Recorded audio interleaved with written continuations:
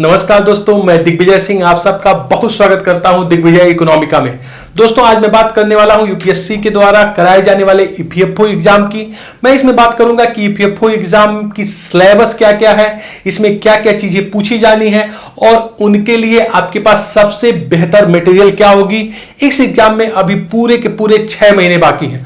अगर आप अपने विल पावर को स्ट्रांग कर लें और आप चाहते हैं कि संघ लोक सेवा आयोग के द्वारा की जाने वाली इन्फोर्समेंट ऑफिसर, अकाउंट ऑफिसर में आप चयनित हो, तो अभी बहुत समय है। अगर 6 महीना अपने विल पावर को आप स्ट्रांग करेंगे तो नो डाउट इस परीक्षा में सफलता आपके कदम चूम लेगी।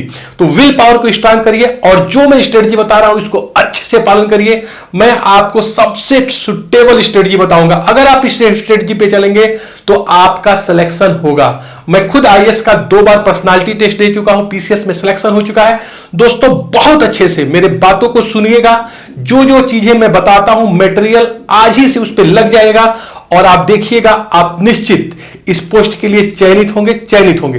तो दोस्तों सबसे पहले मैं ये बात करूं कि ये जो एग्जाम है वो होने वाला है 9 मई 2021 को, मतलब 6 महीने से ज्यादा का समय आपके पास है। और ये सिलेक्शन का जो इसका प्रोसीजर है आप जानते हैं कि इसमें 2 एग्जाम होंगे। पहला तो एक रिक्रूटमेंट टेस्ट होगा 100 मार्क का और दूसरा इंटरव्यू होगा 100 मार्क का। लेकिन सिलेक्शन करते समय रिक्रूटमेंट टेस्ट का जो वेट होगा वो 75 होगा और जो पर्सनालिटी टेस्ट इंटरव्यू है उसका वेट 25 होगा।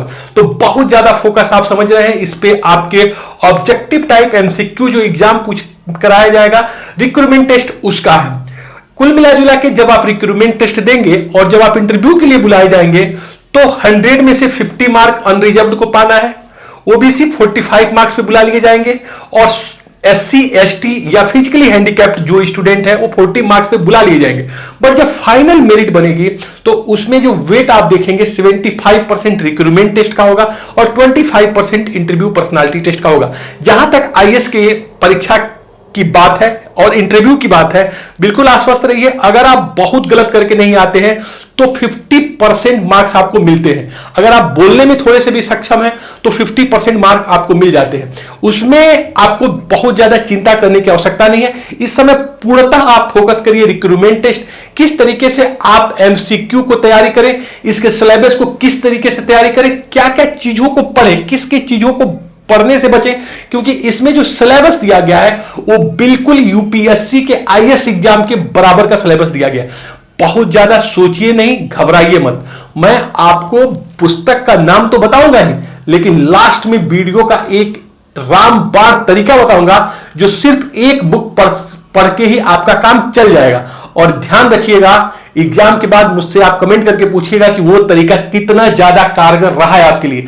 तो आइए सबसे पहले हम ये बता दें कि क्या क्या सिलेबस रिक्रूटमेंट टेस्ट का है। और ये रिक्रूटमेंट टेस्ट में जो भी सिलेबस दिया गया इससे 100 क्वेश्चन पूछे जाएंगे, इक्वल्स मार्क के होंगे। लेकिन ध्यान रखने वाली बात है कि यहां पे निगेटिव मार्किंग है। अगर आप एक क्वेश्चन गलत करते हैं तो 1/3 मार्क कट कर लिए जाएंगे। अगर कोई क्वेश्चन आप छोड़ देते हैं तो उसके लिए कोई भी एक्स्ट्रा पेनाल्टी मार्क्स आपसे नहीं काटे जाएंगे। इसका मतलब आपको इसमें बेहतर करना है, उन क्वेश्चन को जरूर अटेम्प्ट करना है जिस पे आप क्लियर हैं। जो क्वेश्चन डाउटफुल है उसको छोड़ देना है। सबसे पहले आज मैं कुछ किताबों के नाम बताऊंगा और उसके क्या क्या पॉजिटिव चीजें उसको भी मैं फोकस करूंगा। आने वाले वीडियो में मैं एक एक पेपर के ऊपर एक एक क्लास लूंगा और बताऊंगा कि किस बुक से क्या क्या चीजें हैं, कहां कहां है उसको पढ़िए। और अगर आप टेलीग्राम चैनल मेरा ज्वाइन करेंगे तो वहां पे आपको मैं नोट्स भी प्रोवाइड करा दूंगा। तो सबसे पहले दोस्तों रिक्रूटमेंट टेस्ट में जनरल इंग्लिश की बात की गई है। जनरल इंग्लिश के बाद इसमें बात किया गया है इंडियन फ्रीडम स्ट्रगल, भारतीय स्वतंत्रता संग्राम के बारे में क्वेश्चन पूछा जाएगा। Current event and development issues पे क्वेश्चन होगा। इंडियन पॉलिटी एंड इकोनॉमी पे क्वेश्चन होगा। जनरल अकाउंटिंग प्रिंसिपल्स पे होगा। General science and knowledge of computer applicability पे होगा। General maintainability and quantitative aptitude पे होगा। सोशल सिक्योरिटी इन इंडिया पे होगा। Industrial relation and labour law के ऊपर होगा। देखिए सिलेबस बहुत बड़ा है लेकिन घबराने की आवश्यकता नहीं है। अभी आपके पास 6 महीने का समय है। 6 महीने में दुनिया बदल सकते हैं। आपकी पूरी की पूरी तस्वीर, पर्सनालिटी चेंज हो जाएगी। सबसे पहले मैं बात करूं जनरल इंग्लिश की। बिल्कुल साफ साफ आप नोटिफिकेशन में देखिएगा उस लेवल की इंग्लिश की डिमांड की जा रही है जिससे आप इंग्लिश में अपने काम को चला लें, क्योंकि यूपीएफओ में बहुत से काम इंग्लिश में होंगे, तो बहुत ज्यादा हाईली क्वालिफाइड की आवश्यकता नहीं है, एक जनरल इंग्लिश एबिलिटी की बात की गई है। मैं यहां बुक आपको रिकमेंड कर रहा हूं एसपी बक्सी की, ये अरिहंत पब्लिकेशन की बुक है और बड़े ही कंसेप्चुअल तरीके से यहां इंग्लिश के बारे में जनरल इंग्लिश की जानकारी आपको दी गई है। इसको बुक को पढ़ने में बेनिफिट ये है कि आपको कोई ज्यादा फोकस नहीं करना पड़ेगा, बड़े आसानी से कॉन्सेप्ट को आप सीख लेंगे। बहुत ही सरल शब्दों में समझाने का प्रयास किया है एसपी बक्सी साहब ने। अरिहंत पब्लिकेशन की बुक अगर आप मार्केट में जाकर आज देखें तो आपको लगेगा कि अगर आपकी इंग्लिश उतनी अच्छी नहीं है तो बड़े आसानी से अगर आप रोज इसके लिए आधे घंटे का समय निकालते हैं तो इंग्लिश में कोई आपको प्रॉब्लम नहीं होगी। दूसरी जो चीज है इंडियन फ्रीडम स्ट्रगल, भारतीय स्वतंत्रता संग्राम। भारतीय स्वतंत्रता संग्राम पे बहुत ज्यादा मटेरियल है, बहुत से बुक है, लेकिन यहां पे मैं सिर्फ आपको 2 बुक रिकमेंड करता हूं। दोनों में से कोई भी बुक आप पढ़ सकते हैं। एक स्पेक्ट्रम की बुक है और दूसरा एसके पांडे की बुक है। दोनों ही बुक अच्छी है। पहला मेरा जो है प्रेफरेंस है स्पेक्ट्रम को। स्पेक्ट्रम आप देखिएगा भावों को, यहां मैटर को बड़े ही फ्लो रूप में रखा गया है। अगर आप पढ़िएगा तो बहुत जल्दी जल्दी आप इस बुक को पढ़ के 5 दिन में खत्म कर सकते हैं। और इंपॉर्टेंट चीजों को खुद नोट डाउन करिए, इंपॉर्टेंट चीजों को टिक करिए, नोट करिए। इस बुक से पूरे के पूरे इंडियन आपका जो फ्रीडम स्ट्रगल है उससे कवर हो जाएगा, बहुत अच्छे से कर सकते हैं। एसके पांडे की बुक भी अच्छी है, थोड़ा सा कंप्लेक्स होगा, स्पेक्ट्रम के कंपैरिजन में क्वेश्चन इससे भी आएंगे। दोनों में से कोई एक बुक मैं प्रेफर करता हूं। फर्स्ट नंबर पे स्पेक्ट्रम को आप लीजिएगा, सेकंड में अगर आपको ना मिले तो एसके पांडे को लीजिएगा। दोनों बुक अच्छी है, लेकिन पहला जो है मेरा चुनाव स्पेक्ट्रम का होगा। 5 दिन में आप इसे पढ़ सकते हैं अगर विल पावर आप स्ट्रांग करके पढ़ रहे हैं। Current event and development issues, जो करंट चीजें आपकी इकोनॉमी में हो रही हैं, देश में हो रही है, वो और विकास वाली चीजें, इसके लिए इकोनॉमिक सर्वे, इंडिया ईयरबुक और घटना चक्र, तीनों चीजें हैं जो इससे कवर आ जाएगी।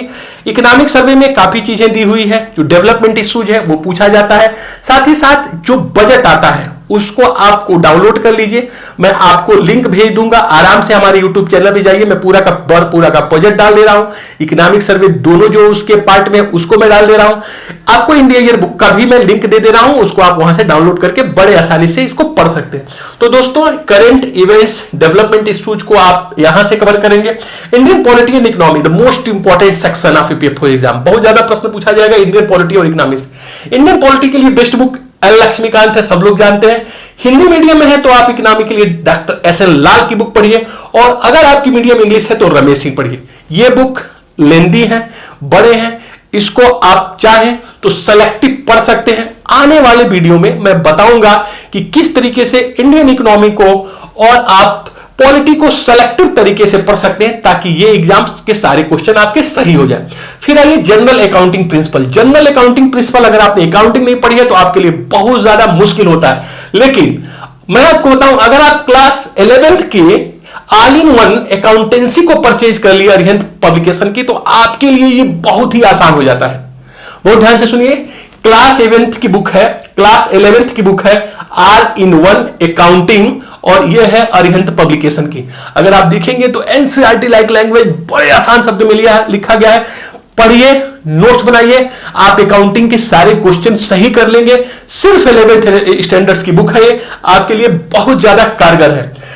General English and knowledge of computer application, इसके लिए जनरल साइंस के लिए लूसेंट की बुक पढ़िए। फैक्टुअल दिया हुआ है, जल्दी जल्दी आप रिवीजन कर सकते हैं, आसानी से कवर कर सकते हैं साइंस को सिर्फ 7 से 8 दिन में।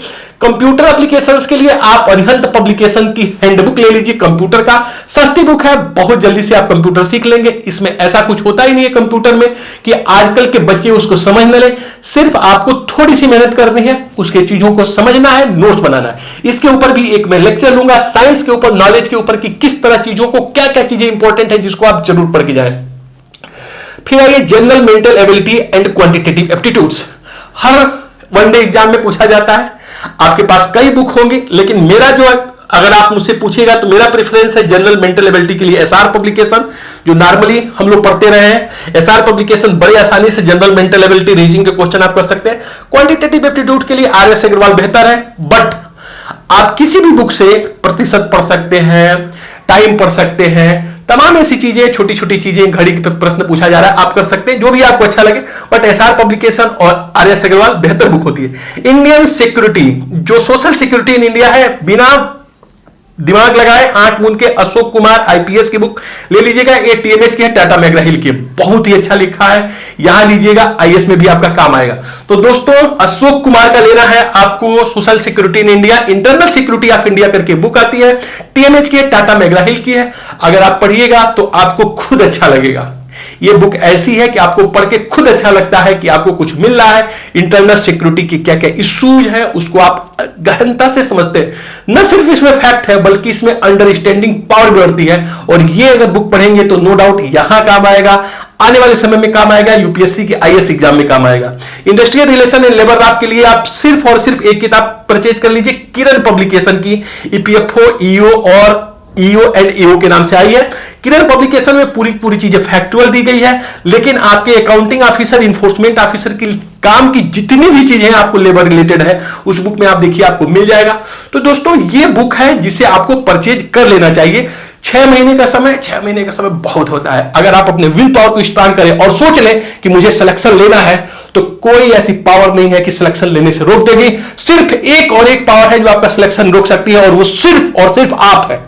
आप अपने पैर को अगर न पकड़ लें, अपने हाथ को न रोक लें, तो सिलेक्शन आप ले सकते हैं। विल पावर करिए, चीजों को पढ़ना शुरू करिए, समय बिल्कुल मत जाया करिए, समय को रिस्पेक्ट करिए, इन चीजों को पढ़िए।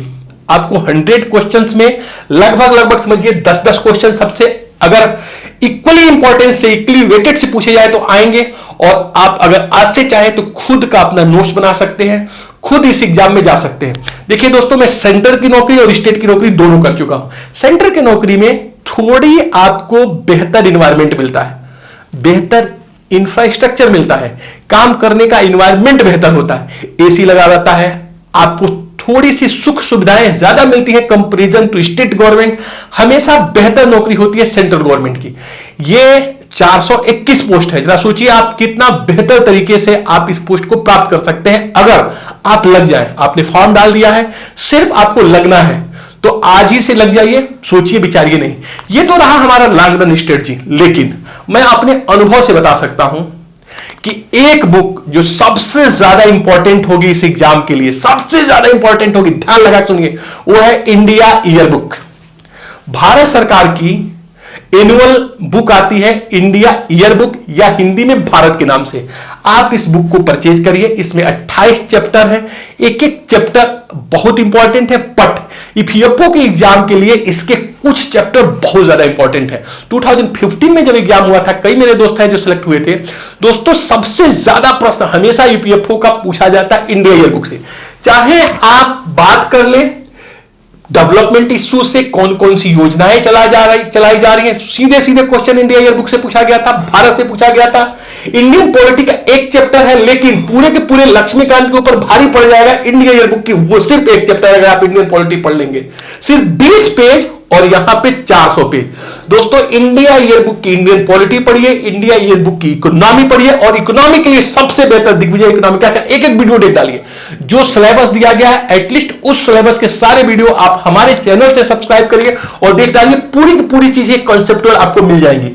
साथ ही साथ जो साइंस के ऊपर उसका एक चैप्टर है इंडिया का, भारत का ईयर बुक। आप समझ रहे हैं मैं क्या कर रहा हूं? इंडिया ईयर बुक मैं आपको यूट्यूब चैनल पे या इसी वीडियो में उसका डिस्क्रिप्शन भेज दूंगा, उसको आप डाउनलोड कर सकते हैं या मार्केट से परचेज भी कर सकते हैं। और कंप्यूटर के ऊपर, आईटी के ऊपर, उसमें जो चैप्टर है वो जरूर पढ़ के जाइए।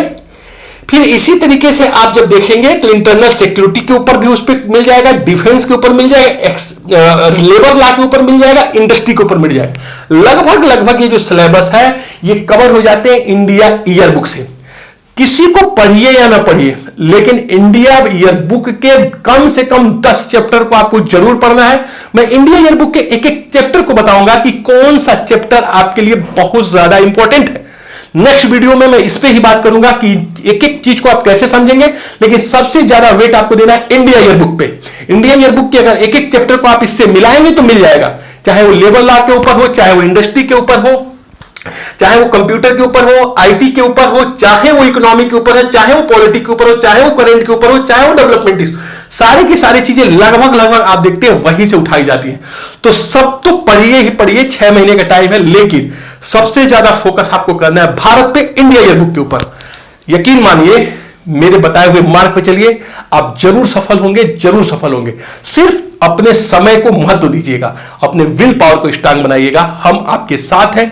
एक एक पॉइंट के ऊपर, एक एक चैप्टर के ऊपर मैं आपसे बात करूंगा कि इसकी जनरल इंग्लिश में क्या क्या पढ़ा जाए, इसका सिलेबस क्या है, इंडियन फ्रीडम स्ट्रगल में क्या पढ़ा जाए, कौन सा चैप्टर पढ़ा जाए, इसी तरह डेवलपमेंट इश्यूज पे, इकोनॉमी के ऊपर। मेरा चैनल दिग्विजय इकोनॉमी का अगर आप देखेंगे तो पूरा का पूरा इकोनॉमी के ऊपर डिपेंडेड है। इसमें सारे क्वालिटी वाले वीडियो हैं। अगर आप एक एक वीडियो को देखेंगे, अपने सिलेबस से मैच करिएगा, इकोनॉमिक डेवलपमेंट से, और उन तमाम वीडियो को देख लीजिएगा। मैं अपने नीचे डिस्क्रिप्शन में उन वीडियो के बारे में दूंगा भी कि क्या क्या चीजें आपको पढ़नी है। तो बहुत ध्यान से, बहुत मनन से लग जाइए, कुछ करके दिखाइए, कुछ बन के दिखाइए। Thank you so much for watching Digvijay economy का। God bless you dear friends.